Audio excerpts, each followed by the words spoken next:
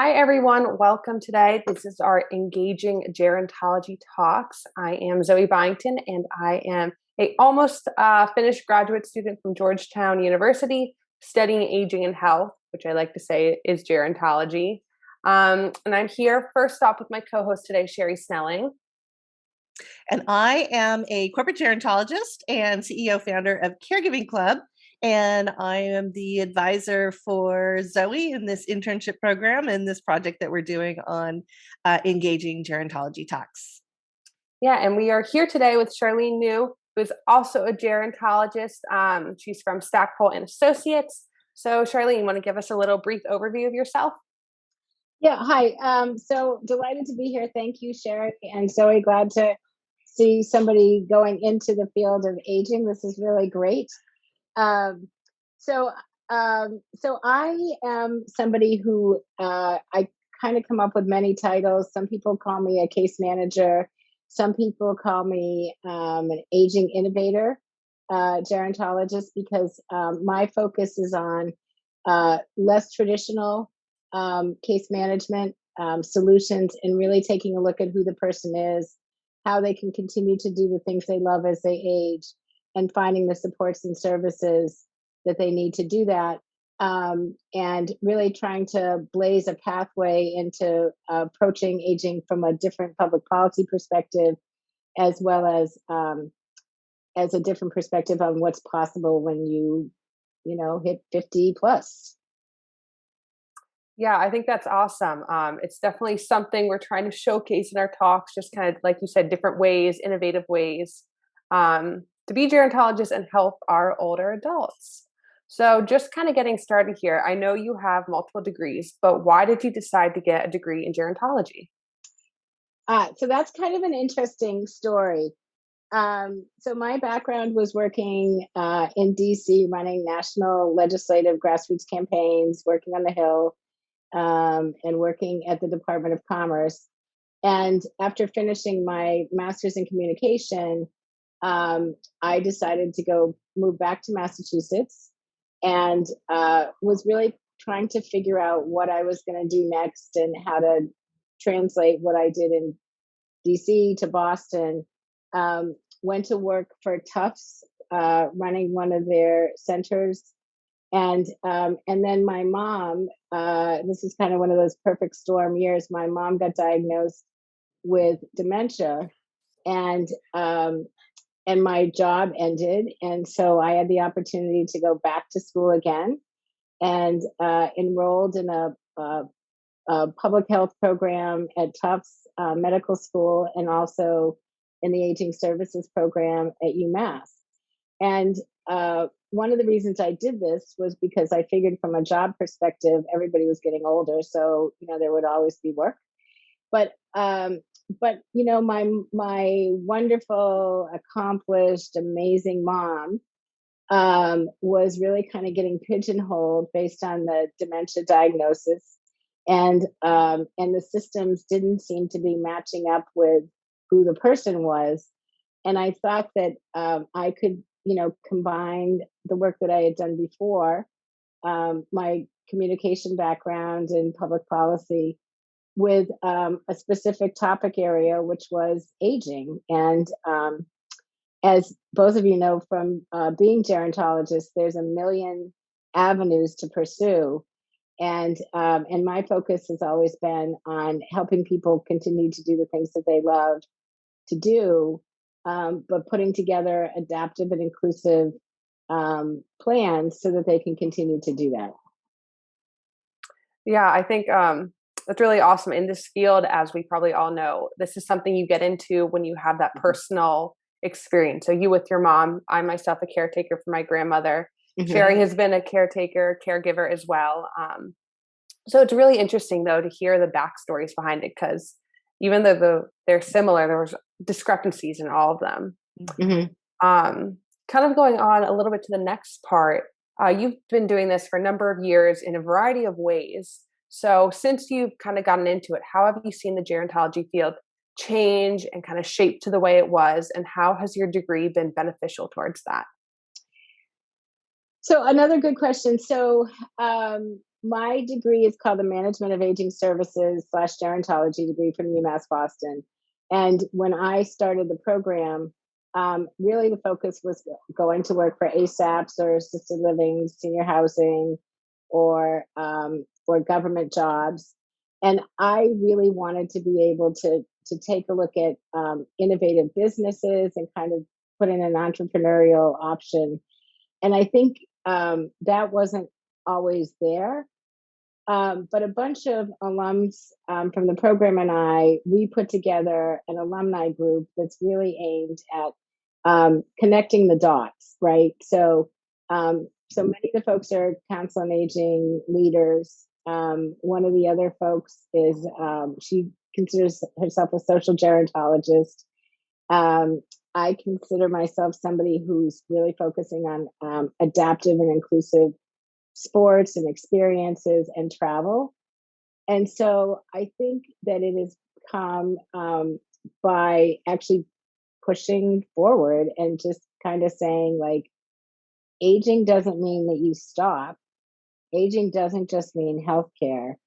Aging means embracing your best life and finding ways to age. And I also, and then the other part of it was the whole workforce development issue, and being able to understand that if you're in the field of aging, there's always work. There are people who are looking to innovate what the workforce looks like. And so it's slow. I mean, it's a slow process, but I think that you're starting to see change because it's coming from a grassroots up instead of a top down approach.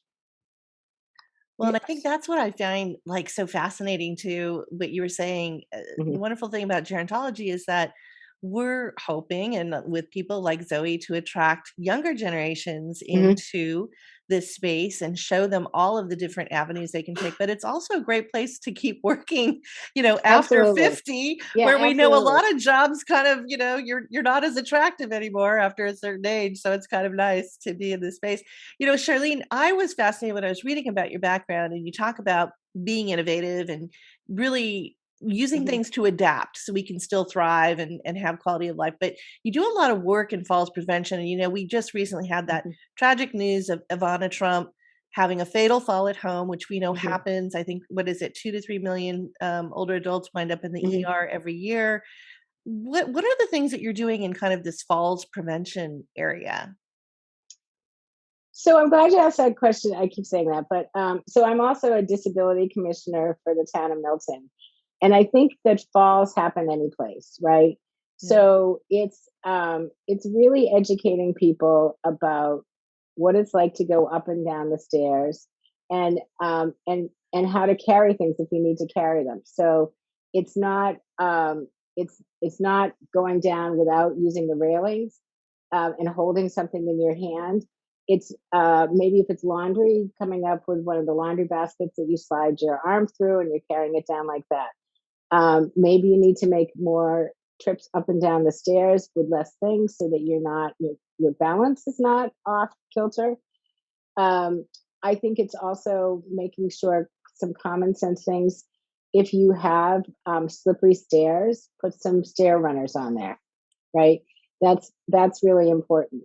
Um, if there comes a point when it really is dangerous for people to go up and down the stairs, I think that's a time where you start working with people on potentially rehabbing their house. And there are a number of different grants and state and federal programs that facilitate that, as well as, looking at if it's possible, one floor living and bringing everything to one floor, or having the conversation about uh, coming up with alternative ideas.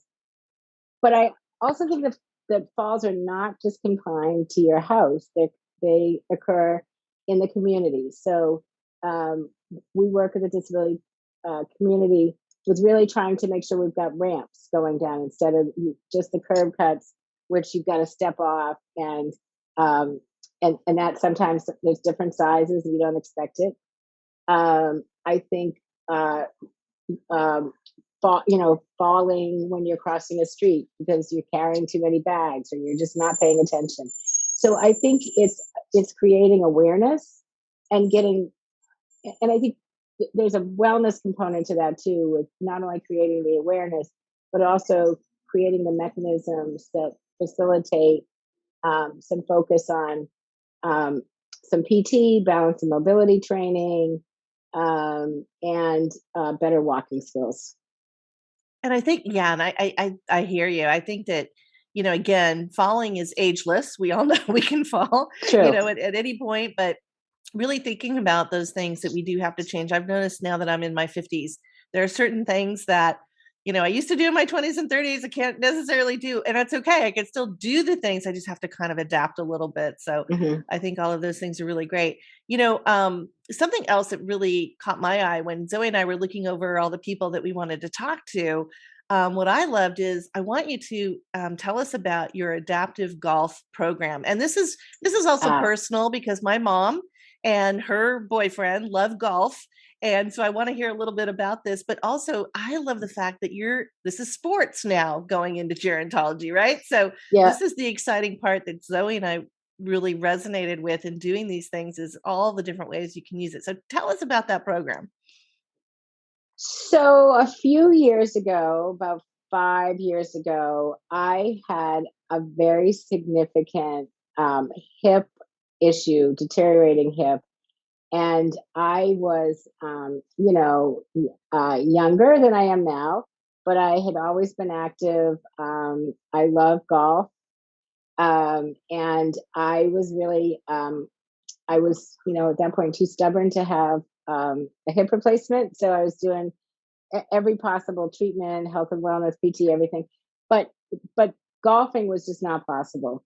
So I did a lot of research, and this kind of comes back to a lot of the work that I do, which is a lot of research. I'm a research uh, oriented person, and I discovered Spalding Adaptive Sports. And so Spalding is a rehab facility and an outpatient facility, and they developed this adaptive sports program, and one of the components was golf.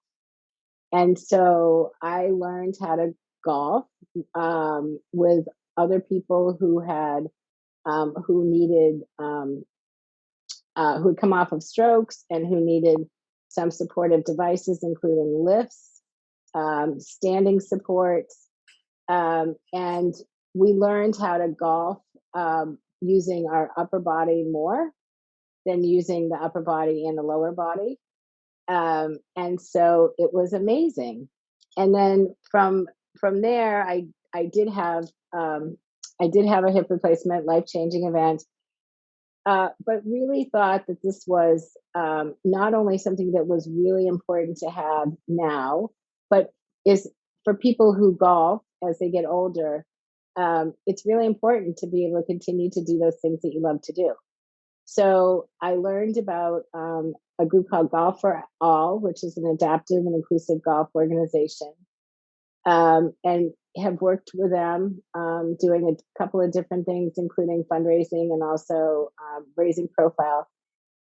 But really started taking a look at where were these opportunities to be able to develop golf leagues that are inclusive golf leagues. So it could be an all adaptive, or it could be like a ladies league that I go to every Monday night that has people from 21 up to 80, and just making accommodations. So I think it's fun. I'd be happy to talk to you, Sherry, and help your mom and her husband kind of figure some stuff out. But there are a lot of adaptive golfing leagues and organizations and courses that foster that, especially as you move down into like North Carolina, South Carolina, Florida, where there's continuous warm weather. So it's great. I love that.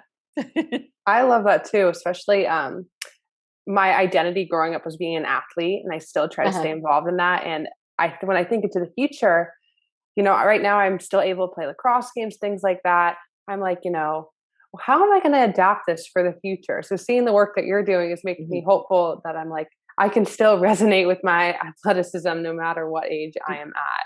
Yes, I think you can. I think you can. And what Yeah, I and that's love, also oh, sorry, Zoe, go I was ahead. just gonna say that's a lot of people just in general. That's they think of their life in terms of sports, golf, tennis. I think that's really cool. And skiing, right? Like Skiing. I skied again, right? So I skied again. I learned how to ride a bike again, because there are so many different models of bikes. You'd be amazed that you can use.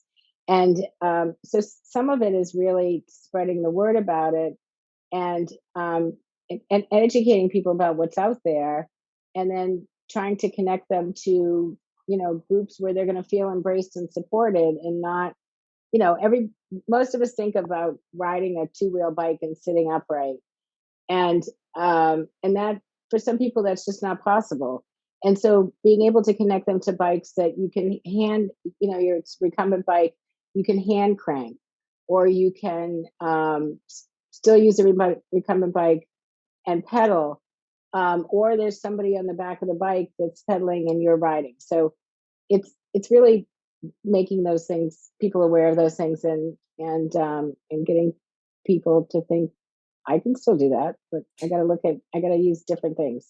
And I think what I love too is, as we have hopefully listeners who are thinking about a career in Mhm. gerontology, I think again we're showcasing you could go work for one of these companies, Absolutely. and be a Absolutely. designer or be a consultant on that, as well as working with older adults in different Mhm. services, whether it might be at community, centers or Mhm. whatever. So I think there's so many different avenues that's really exciting about that. And I think the other thing too that hopefully gerontologists bring to the game is that we know that, we're looking at a life course of thriving and living.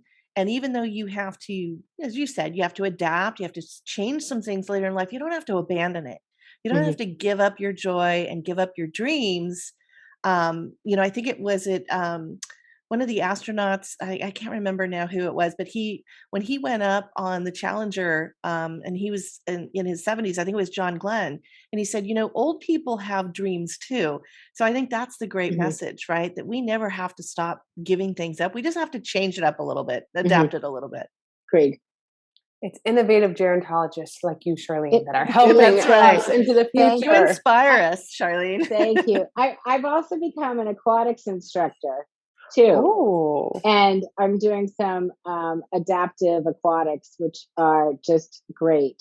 So my two great athletic passions are golf and swimming. So it's been great. Wonderful. yeah. We just have one more final question, just to kind of encompass all of this. But what do you want people to know about gerontology, and how should companies and organizations be looking to incorporate this? Because as Sherry mentioned, essentially you can put anything you want into gerontology: developers, designers, Mhm. tech, anything. What are your thoughts on that? So I heard this riddle the other day, and the riddle was, what happens to everybody at the same time? And the answer is aging. Very And true. so I think that um, we're really good at kind of segmenting our lives into demographic uh, time categories. 1 to 10, 18 to I think it's 35, whatever the numbers are. And I think what I really want people to focus on is aging lasts for your whole life, right?